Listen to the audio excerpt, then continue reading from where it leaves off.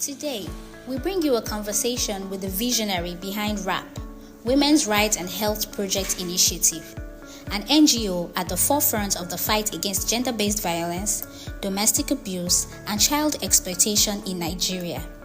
Under her leadership, WRAHP has empowered thousands of survivors through legal aid, counseling, and community outreach programs. Her tireless advocacy has earned her national recognition, including the 2023 Humanitarian Impact Award, certification from the Nigerian Bar Association for Excellence in Human Rights Law, and the Lifetime Achievement Award at the African Women's Rights Forum. From the walls of our Lagos headquarters, where every certificate on the shelf tells a story of hope, to the community she serves, her work is a testament to the power of compassion in action. My name is Bose, Ironsi, and I'm the team lead of Women's Rights and Health Project, managers of the Resource Center.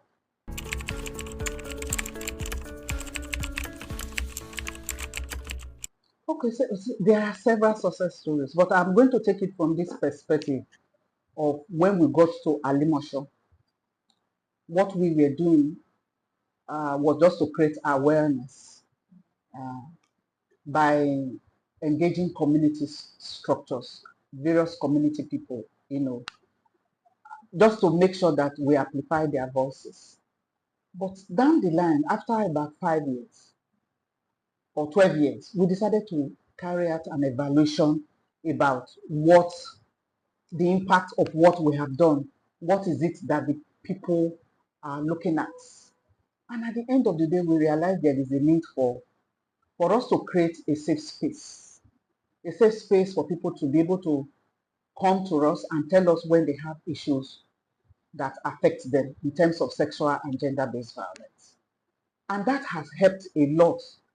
For example, there are cases where a 34-year-old woman who had 3 children, okay, and married to a husband that has been a thorn on her flesh, is been suffering various forms of abuse and both physical, mental, and psychosocial support.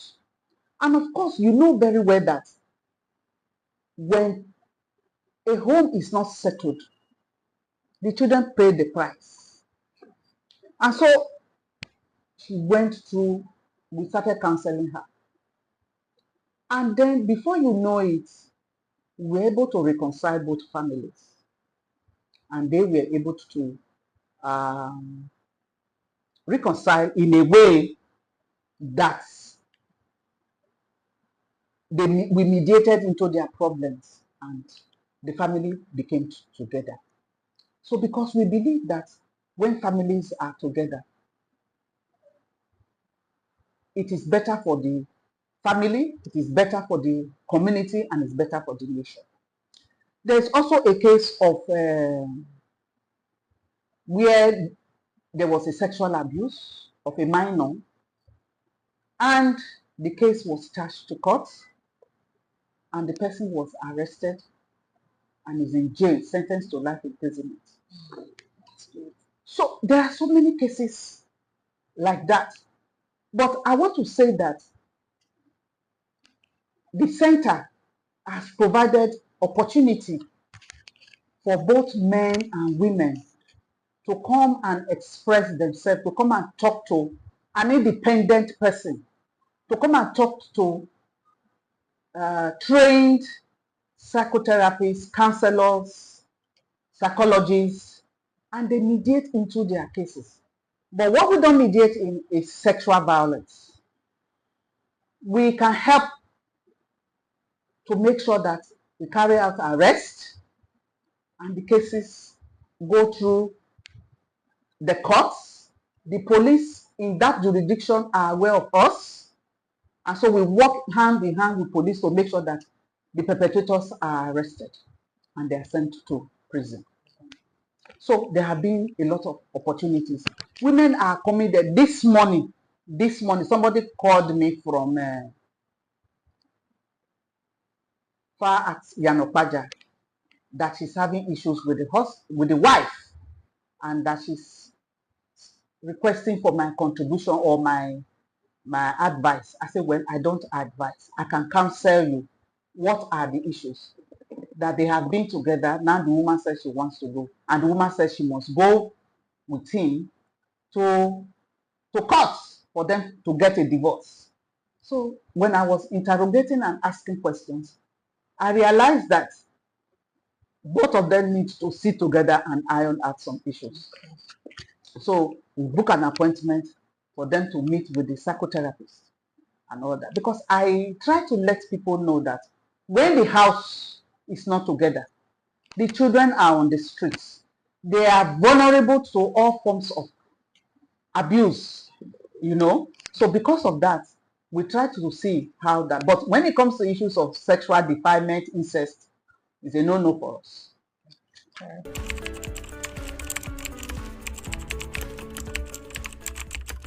The end care was a gift by a sister who is, that's her role, to help organization to grow.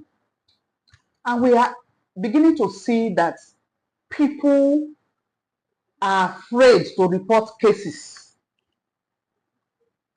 Not just being afraid, they also don't have the resources, you know, to come to our center to report. So when that issue about having the N-Care app came in, it was to bring about confidentiality and for us to be able to respond to issues and be able to locate where these issues are happening. And so the N-Care, as at today, we have been able to reach almost about 70-something people that have used the app. It is community friendly. It is not so technical that people cannot access. And that's what we want to achieve. Don't forget, we are community-centered and community-based organization.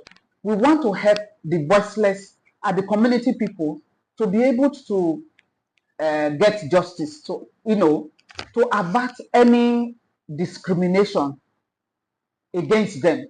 So, and that has helped. But you'll also be amazed that we are beginning to get calls across Nigeria using the Aircare app. So, and that has helped us now to get other partners involved, you know. And the Aircare app is friendly in the sense that it's inclusive. People with this, persons with disability can also use it. So that's it. All right.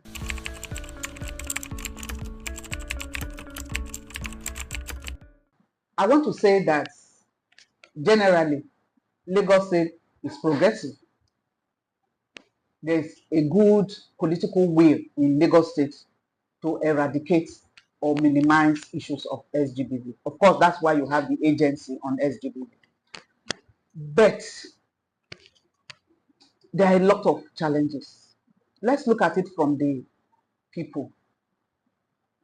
The people find it difficult to want to respond to issues, to come and report, because there's issue about people being judgmental. People are afraid that they are going to be attacked if they report cases of SGBV. We have also seen, of course, you know, the reason being that of the cultural norms. There's a saying with the community people that when you report your husband or you report a case, that you are no longer friends. But that's not true. If somebody can intentionally be misbehaving or go and sexually abuse a child, that person should not be in the community. So there's reprisal attack on the person who tries to report. Then another challenge is the fact that the process of getting justice is so slow. From the police point of view and getting to the judiciary. All right? So it takes a long process. Yes. And that for us is making people not want to report cases. Because, if it's getting me 3 years or 4 years to get justice, why do I have to report at all? And then we are not, apart from very few organizations who are bothered about the mental health of survivors. Because it's not just to say, oh, I've been sexually abused and all that, and the case is in court. So what happened to my mental health? What happens to the process until I get justice? And of course, access, finance. You're asking the person to come to court today, come to court tomorrow, and all that. Most times, these are indigent people who probably don't have the resources. They are still struggling to feed.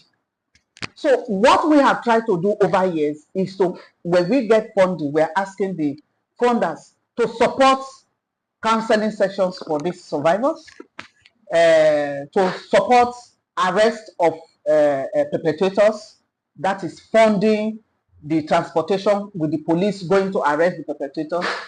We also make sure that we file the cases, because filing cases in court require resources. And then monitoring the brief as is being called in courts, we still pay money to support. If we leave this for the survivors' parents or relations or the guardian, they are not going to come to court.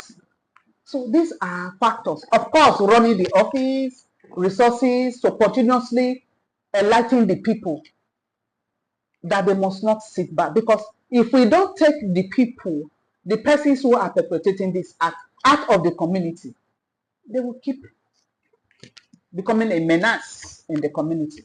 But you see them coming to say, it's our child, please forgive and forget.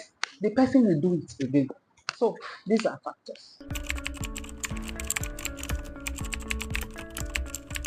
One way we have maintained sustainability and getting resources is about consistency.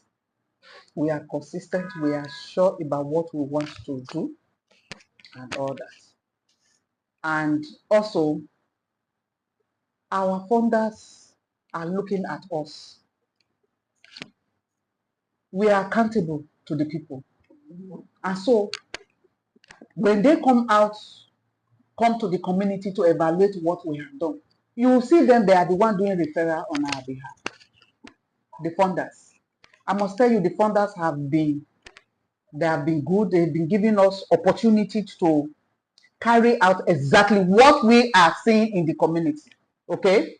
It is not them dictating to us. It's us saying, this is what is happening in this community, and this is how we want to it done. And once we do it that way, they are happy. They are willing to come back and fund us. They are willing to also make sure that they refer us to other funders to say, have you worked with this group? This group, they know what they are doing. That is one aspect. Another aspect is that feedback from the community. We carry out an evaluation often. When we are interacting with our beneficiaries, we ask them, what is it that you want us to do differently? And those things that they are asking us to do differently is what we use again to write another proposal. All right? So it's not what we want as an organization, it is what the community people want. And I think that's it. And then another thing is that we are inclusive. We carry the people along. The people own the process. It is not just us. On our strategic plan every year, I hear people say it's community ownership and all that. They don't mean it, but we mean our own. I must tell you that, let me give you one success story. In Egbe Idimu community where we are, where Ireti Resource Center is, there was this palliatives that was being shared by local government. And the CDC chairman reached out to us to say, we need 20 survivors to benefit. That makes a statement to us, because I don't think they would just say women. Okay? But for them to specific to say that survivors of LGBT, that's a plus. That means the community appreciates what we are doing, people in the community. And we are a household name, not for the wrong reasons, but for the positive reasons. They know when they call us, we are there. And when we don't have money, we let them know. When the first lady gave us a brand new tear rubber bus to enhance our work, we took it back to the community to say, hey, whoa, Money has, the government have recognized what we are doing, So those are and then we try to build the staff capacity. The success story of Ireti is not just the community people, it's also a dedicated team of staff who are willing. They work in, day out to make sure that that vision is actualized. So those are sustainable. We are constantly evaluating ourselves. We are also building our capacity. We are accountable to our funders and to our community and to our beneficiaries. And we are enhancing our capacity as a group, as a team, to make sure that we identify issues and we solve it.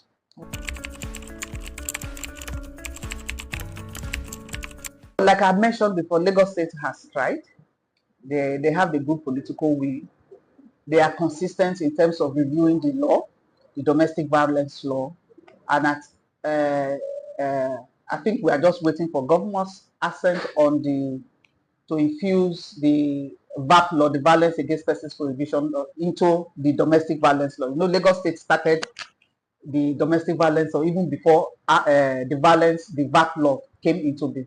They have the safeguarding policy, they have the child right law, they have the policy on persons with disability. And so, but what we think we need to do is creating awareness about the law. We still have more to be done in that axis, in that area. And that is why we as an organization, we simplify those laws, and it's our entry point to say, okay, do you know the law? Because if ignorance of the law is not an excuse. If you know the law, the people will be able to demand for their rights. The law is not meant for the shell. The law is meant to be examined. The law is meant to be used to make sure that people get justice. People can, speak their voice. People can demand for their rights as people. But if they are not aware that such law exists, there's nothing they can do about it. So we need to. Then I also believe that there are some interiors at the border, Ekpe, Aziz, more presence needs to be there. Yes, we are within Alimosho, which is the largest local government. We still have border with Ogun State. You have Ikorodu having border with Ogun State. You still have Ekpe having border with Ogun State and all that. So there is need for us to take this every nook and cranny. Then there is need too to fast track the justice process. Lagos State needs to come so strong. There's a special court for that.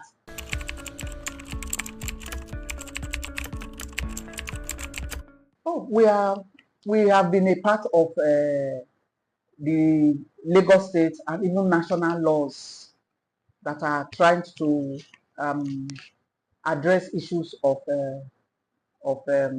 violence against women. Okay, so we are constantly we're a member of the Lagos State Domestic and Sexual Violence Response Team, and occasionally we meet to look at what are the laws talking about. How do we make sure that these laws are, for example, the violence against persons with the disability law.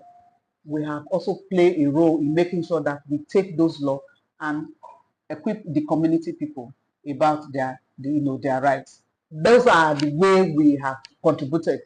Even in the WRAHP law, recently there was issues about somebody trying to make sure that the WRAHP law was repealed or some areas of the law is changed. And we came up to say no, because we don't just belong to Lagos State, we belong to national bodies, okay? So that's what we are constantly doing. And don't forget, we are a member, we are the local affiliate partner on safeguarding in Nigeria. And what that means is that if you look at what has happened in the National Assembly where there was issues of sexual harassment. So what we are planning to do is to make sure that there are safeguarding policies at every nook and cranny, to protect sexual violence against any person, not necessarily only women, but every person, when you talk about violence, we are talking about intimidation, harassment, sexual violence, and all that around place of work, you know, in the family, in schools, in churches, and all those areas.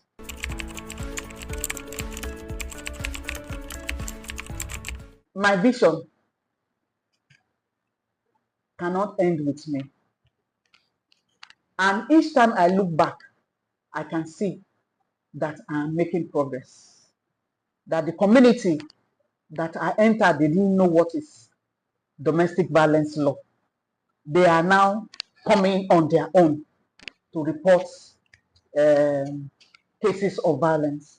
We are beginning to get justice for survivors. People are beginning to recognize us. I just won an international award, you know, given to me by Femnet. You know, it's a regional program, organization that have watched and see what I'm doing. The Lagos State appreciates me. Various organizations has given us award recognizing what we are doing. And I'm happy that there are progress in terms of, even though we are not yet where I think we should be, but I think that there are progress. Okay? Even though there are pushbacks, but we are not relenting. Then I'm also seeing good partners who are partnering with us, people who want to work with us, people who want to, you know, who is sharing in our vision as an organization. So with that, I'm not going to relent. It's actually three decades. I have been in this work for 35 years. Yes, and I'm not going to relent. It is what I know how to do best. I can't do any other thing, you know, until I believe that everybody, especially the vulnerable women and girls, anywhere in the world, gets justice. So I'm not going to relent. I'm mentoring younger ones to take over from me, because it's not going to be, the vision is not going to end with me. I will show you that when Irete Resource Center was 1 year old, the whole of CDC of Alimosho local government, which are predominantly men, bake cake. We as an organization, we didn't have resources to say we want to bake a cake and celebrate. But they came with cake and wine. I said, Madam, we appreciate what you are doing. If the Lagos State is appreciating what I'm doing, if other funders are giving me awards, not even at the local level, at the international level, why not? I have taken WRAHP to the United Nations. People are beginning to ask questions. What is this that you want to change? What I want to see is a better society for everyone. Because when the women are equipped with information, when they are free from intimidation, the society benefits from it.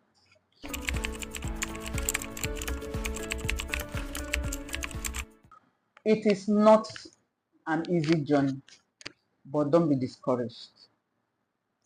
You are going to get pushback.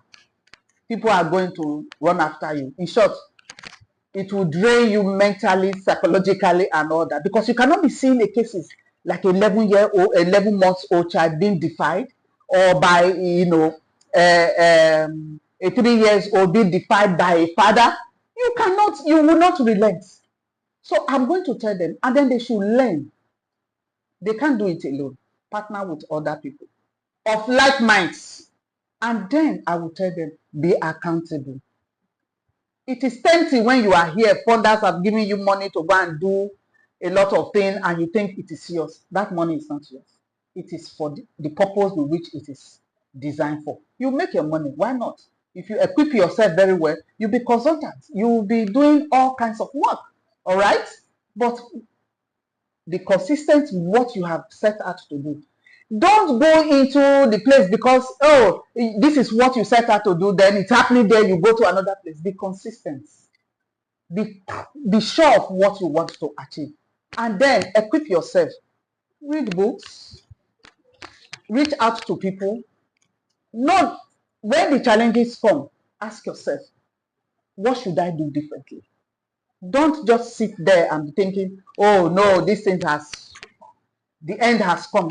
No, you must go through challenges. My policy, I will always fight what I believe it is right, even if I have to stand alone. I am not afraid to be alone, as long as I believe in what I said, what I feel it is right.